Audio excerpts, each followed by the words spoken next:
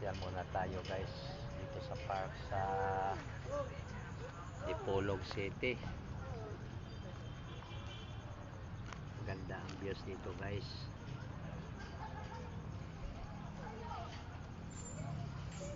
Tingnan nyo guys.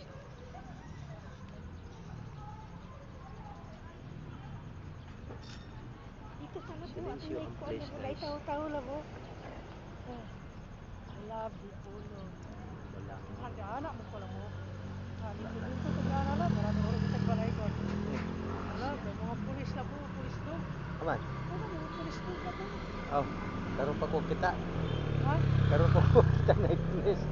Pulis to na po. So,